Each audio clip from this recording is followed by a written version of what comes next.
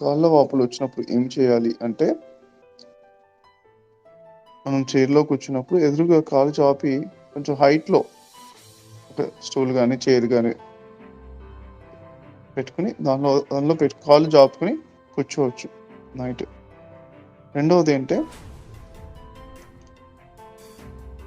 మన ఎక్సర్సైజ్ అనేది దేనికి కావాలంటే కాళ్ళలో మన పిక్కలకు, అంటే ఫర్ ఎగ్జాంపుల్ మోకాల నుంచి మడమలు కాళ్ళు కింద ఉన్న కండరాలు ఉన్నాయి కదా, అవి పిక్కలు.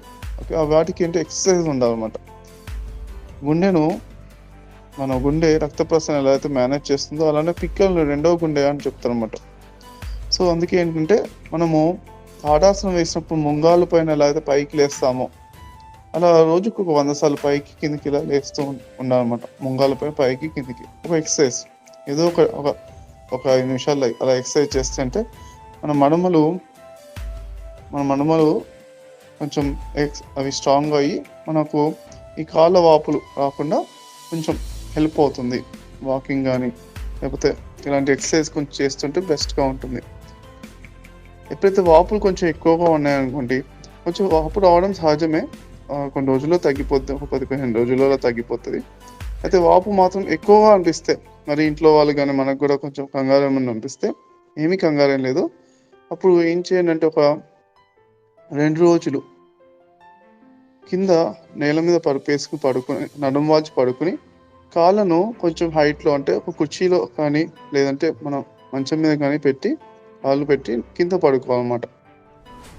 ఓకే, నేల మీద పరుపేసుకుని పడుకుని కాళ్ళను మాత్రం హైట్లో పెట్టాలి. కుర్చీలో కానీ మంచం మీద పెట్టుకుని అలా ఒక 2 రోజులు పడుకుంటే వాపులన్నీ తగ్గిపోతాయి. అప్పుడు ఏం చేయాలి అంటే, మళ్ళీ మనము ఒక 10 రోజులు చేసాం అనుకోండి గుడకేశ్, అప్పటికి -7 చేసి మళ్ళీ 3వ రోజు నుంచి కౌంట్ చేయాలి.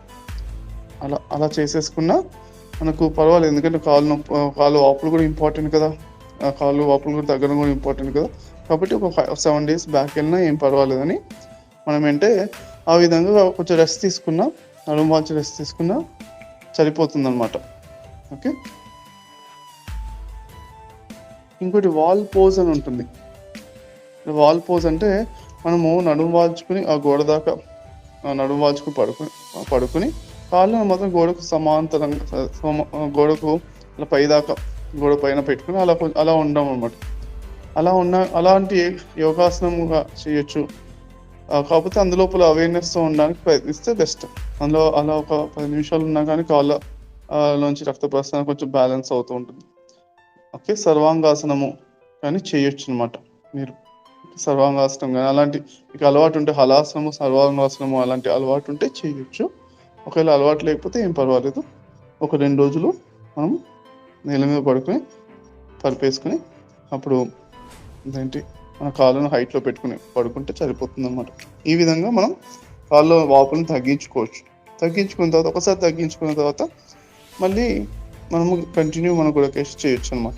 అది స్టార్టింగ్లోనే కొంచెం బాడీ హెల్త్ అనేది కొంచెం సెట్ అయ్యే క్రమంలో మనకు స్టార్టింగ్లో ఇలా చేసుకున్న తర్వాత కాలు వాపులు అనేది పూర్తిగా మా బాడీలో హెల్త్ అంతా అన్ని నాడీ మండల శుద్ధి జరిగిన తర్వాత ధ్యానం ఎక్కువసేపు చక్కగా చేస్తున్నప్పుడు, యోగ నిద్ర పొద్దున పూట కూడా ఎక్కువసార్లు చేస్తున్నప్పుడు ఆటోమేటిక్గా అన్నీ కూడా మన బాడీ లోపల ఇంకా ఎనర్జీస్ హెల్త్ బాగా పెరుగుతుంది.